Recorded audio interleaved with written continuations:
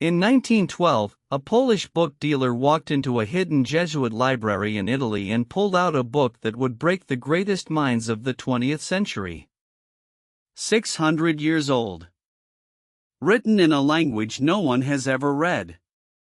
Filled with plants that don't exist. And to this day, after 100 years of code breaking, military intelligence, and supercomputers, nobody knows who wrote it, why, or what it says. This is the Voynich Manuscript. A 240-page book made of calfskin, carbon dated to the early 1400s, and covered in a script that looks like a real language but acts like nothing linguists have ever seen. It's been called the world's most mysterious book, and the greatest hoax in history. Some people believe it hides a secret so dangerous it was deliberately designed to never be read. Let's start with what we actually know. The manuscript is small, about the size of a modern paperback, and its pages are packed with strange illustrations. There are herbs and plants that don't match anything on Earth. There are astronomical charts with suns and moons arranged in ways that make no sense. There are naked women bathing in green liquid, connected by pipes that lead nowhere.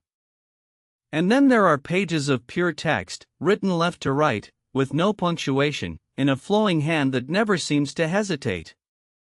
The vellum has been radiocarbon dated to between 1404 and 1438. The pigments are medieval and cheap azurite blue, red ochre, copper green. Nothing about the materials is fancy. This wasn't a royal treasure. It was a working book, handled so much that the pages are soft from thumbing. But here's where it gets strange. The text has about 38,000 words, made from an alphabet of only 20 to 25 characters.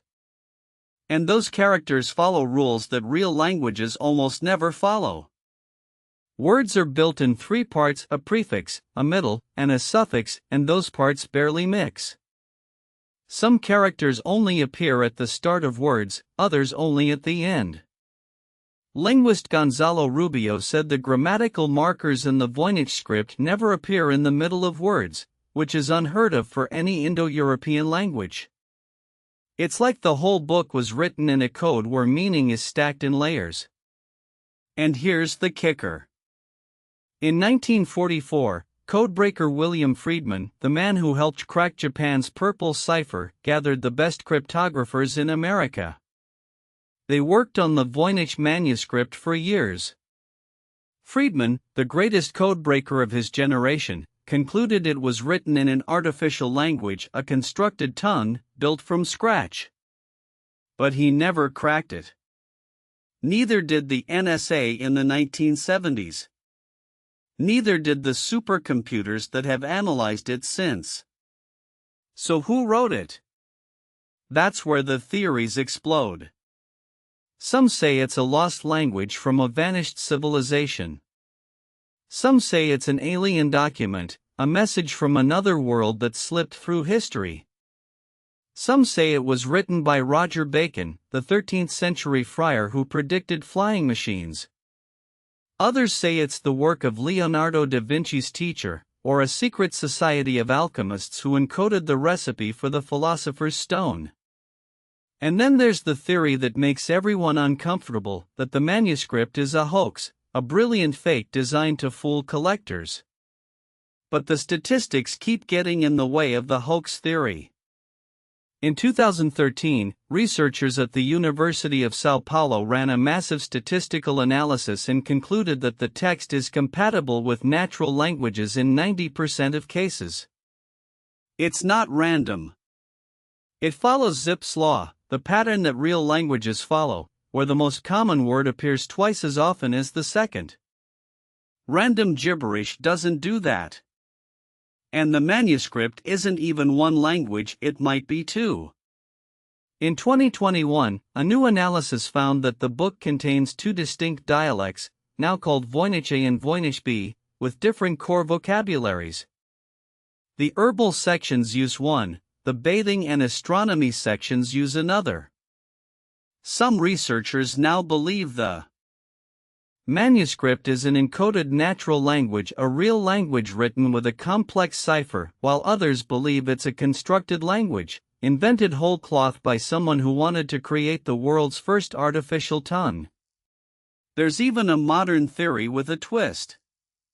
Some linguists have suggested the text might be a form of proto-Romance, an early ancestor of modern European languages, written in shorthand. A researcher named Gerard Cheshire claimed to have deciphered it in 2019, announcing it was a medical manual written in a lost Romance language. The academic community pushed back hard. Most experts say his translation is unsupported and the mystery remains. So what's the truth? Let me give you my honest take. The most probable answer is that the Voynich Manuscript is either an encoded language we haven't figured out yet, or a constructed language, a medieval science fiction project, a puzzle book built by a brilliant mind who wanted to create something that had never existed before. The hoax theory has a problem. It's really hard to fake language like statistics by hand in the 1400s. And the alien theory has a bigger problem. Extraordinary claims require extraordinary evidence, and a weird book isn't evidence of aliens. But here's what keeps the conspiracy alive. The manuscript was once owned by Emperor Rudolph II, who paid a fortune for it. It passed through alchemists, Jesuits, and book dealers. It vanished during wars and resurfaced in secret libraries. And every time someone claims to have cracked it, the codebreakers of the world line up to tear the claim apart. The Voynich Manuscript sits today at Yale University, in the Beinecke Rare Book and Manuscript Library, and every page is online for anyone to study. And still, after a century of the best minds on the planet, the language remains unread. Maybe it's a lost code. Maybe it's a medieval prank that got way out of hand. Or maybe it's a message that was never meant for us at all. If this mystery grabbed you, smash that like button, subscribe so you don't miss the next deep dive, and comment below, what do you think the Voynich Manuscript says? I read every comment, and the wildest theories always win. The code is out there. The question is whether we're smart enough to crack it.